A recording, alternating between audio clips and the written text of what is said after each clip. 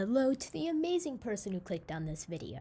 In this video, I'm going to say how you can win every single game of Bloons Tower Defense Battles, and it all comes down to this central concept that I guess really, generals use this, politicians use this. It's called game theory. And game theory is the order of making the best possible decision regardless of what your opponent decides to do inside of a game in which one person can win and one person can lose. And that's not the direct definition, but it works in this context. So I just want to say, you can say, well, why don't you win every game? Because obviously I'm not the best player in the world if this strategy works. And that's because I'm not able to implement the strategy that I'm going to be able to say. Because if someone rushes me, I'm not going to be able to immediately do the best possible action. I believe that if I could pause the game at any time and think about it, maybe I would be able to win a lot more games using this strategy. In fact, quite possibly I would be able to win because it all comes down to game theory. The only problem is I can't micro. I don't have good coordination. I'm not paying attention to the billion things you have to do in the game. But yeah, I'm taking too long on this intro. Whatever. So, game theory. How you win Bloons Tower Defense Battles is through getting a Nash equilibrium. And a Nash equilibrium is all players are doing the best responses no matter what the other player is doing. So what this means is you're able to win if you can maintain the game in a Nash equilibrium until the other person messes up. So your goal is to have a Nash equilibrium the whole entire game and wait until the other person messes up and you're able to take advantage of that mistake. And from there, you can try to win the game.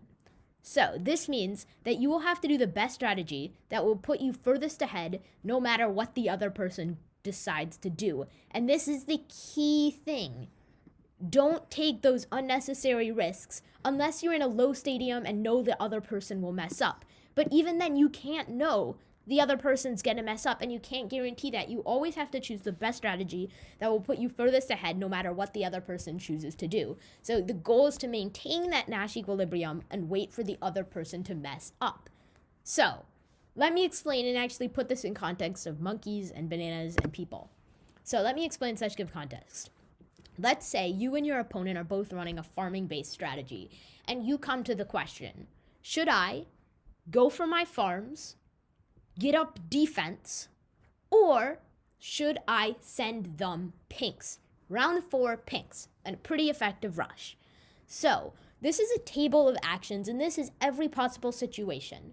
So the first situation is if you send pinks and they get up defense, and I'll explain all this stuff and this stuff. Okay, you send pinks and they get up defense. You send pinks and they counter rush, so they also send pinks. You send pinks and they get up no defense, along with you don't send pinks and they get up defense. You don't send pinks, but they send pinks. And I will get back to this one, because this is not like a set decision. And you don't send pinks and they get up no defense. So I'm going to show you what comes out of everything here. And the yellow color, this is golden. This means you have the advantage. The green color means you are in an equal situation. And the red color, this is the worst possible situation. So let's say you send pinks and they get up no defense. We're going to start in this box. This means that they either die or get to a really low life count, and that keeps them at a disadvantage for the rest of the game. Even if they get their farm early, you can have quick shot in your thing and send a camo ceramic and focus on more defense than farms. Send one camo ceramic. Make sure you try to quick shot something through, especially if it's not on a long map. This is really good. Or another really good simple situation is if you don't send pinks, but they get up defense anyway. This means they're getting up unnecessary defense. And if you've watched any professional BTD battle players' videos and helps for tips, this is the worst thing you can do, and that's getting up unnecessary defense. So this is golden. If they get up unnecessary defense, this means they mess up and over-defend to the AI. This gives you the advantage. You can go for farms, you can go for eco, you can have more money than your opponent. Okay. Now it gets a little bit more complicated. So I'll also say if you don't send pinks and they don't send pinks, then you're both in an equal setting and you can go for farms.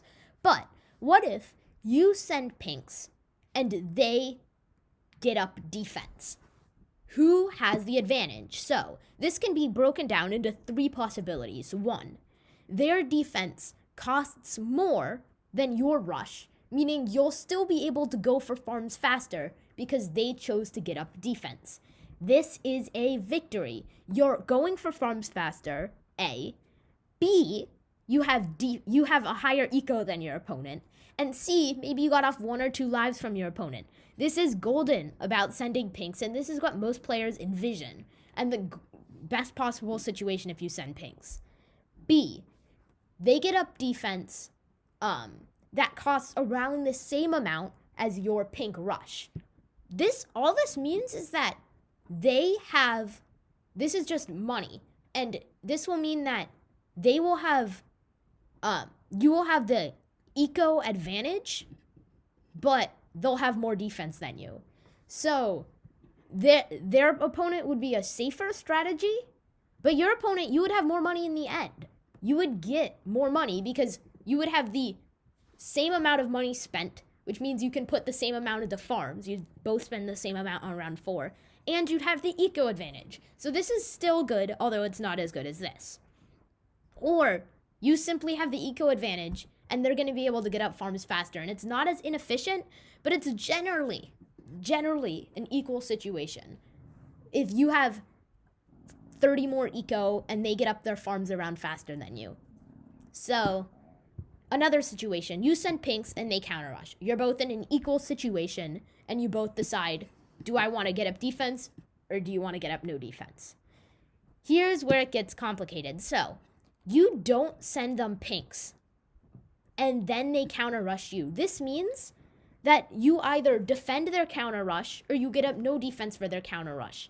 Either of these possibilities is a win for your opponent. So if you don't send pinks and they counter rush, that's really bad for you, which means while this is the best possible situation, you can't gauge on your opponent getting up defense because they could counter rush. And while this is the best situation, it's not the Nash equilibrium if they decide to do this, because then you're just screwed and at a disadvantage for the rest of the game. So you want to send pinks. It's the Nash equilibrium. And while it's not the best possible situation in the game, you don't have to say, well, if my opponent did something differently, then I'd be in a better place. This is what you want to do. You want to send pinks on this round unless that eco is not going to be as good, or they've already got their defense. Because if they start defending and you haven't even sent them any pinks yet, just go for your farm and you'll have the advantage. Boom, you didn't even have to send those pinks. But sending pinks is a really, really good way to maintain the Nash equilibrium. So this is generally the best situation. And this thing isn't telling you, and this strategy, I'm not going to be able to tell you, you should always regen rainbow rush them round 13, or you should always send a Moab with leads behind him, because the truth is, in every strategy, it's going to be different, whatever 3 combination of towers you choose, especially with that 4th and all this various stuff. So I can't tell you the best possible situation for everything without having this giant, massive graph that contains billions of things, and I'm literally only in 9th grade, so yeah, I'm not that smart. But, I mean, I don't know, but, this is, you want to try to maintain how you can maintain the Nash equilibrium until they mess up. That is the point of this video, and that's the best thing. If you want to look further into this, Google game theory, competitive game theory. There's a bunch of really, really smart YouTubers on this. And I'm not talking about that guy who's called Game Theorists, who just says cool theories about games. No, like math YouTubers who talk about game theory. But yeah, this will help you so much in your Bloons Tower Defense games. I'm just not that good at video games, so I can't actually do, like, this stuff to be able to make those split-second decisions, and I can't micro or do any of the skill-based things, and I'm not good at predicting what my opponent's going to do.